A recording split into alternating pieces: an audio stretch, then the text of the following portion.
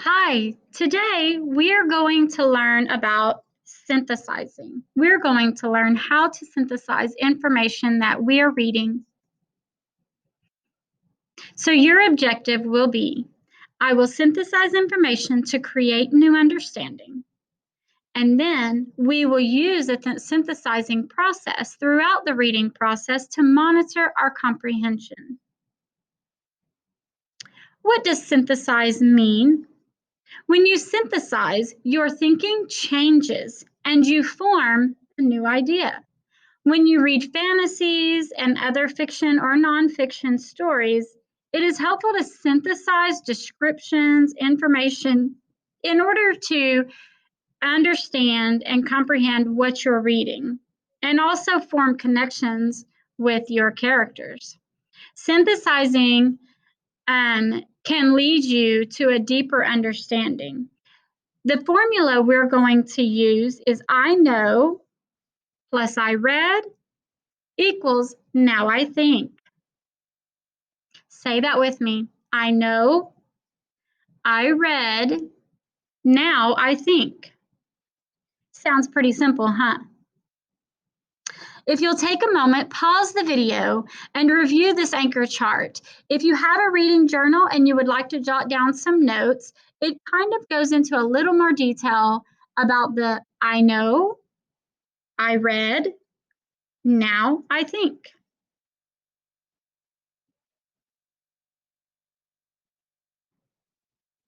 How to synthesize. So let's explain the I know, I read, now I think. When you're saying I know, you're going to complete that with information that you already know about the topic. Okay, so it's information you had previously learned or read or understood to be the truth about an event or a topic or a situation. So you already have that information in your head. It's kind of like a background knowledge. Okay, I read. What did you read that taught you something new? So it's going to be something that you specifically picked up out of your text or the passage or the book.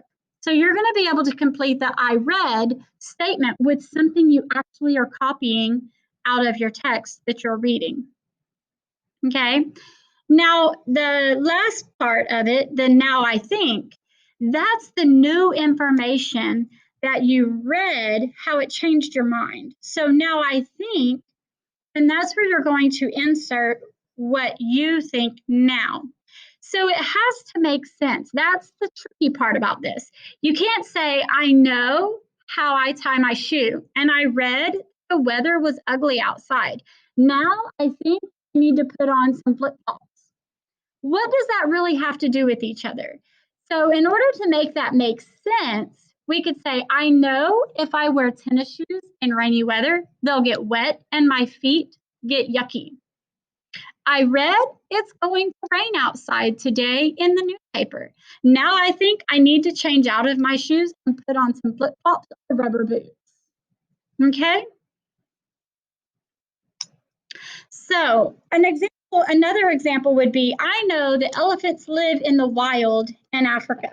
That's what I was taught. That's what I know. That's what I carry with me. But I was reading an article and it said that there are elephants that live in the wild in Asia and in India. And I went, oh my goodness. Now I know that elephants can be found living in the wild in many different countries. See how that works? They all connect to each other. So remember, when you're synthesizing, that means you're going to put together information from different parts of a text with the information you already know to see the author's ideas in new ways.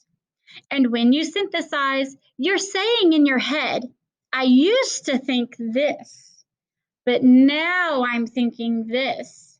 So if we go back to our example, I used to think that elephants only lived in Africa, but now I know, or I think that elephants live everywhere in the wild.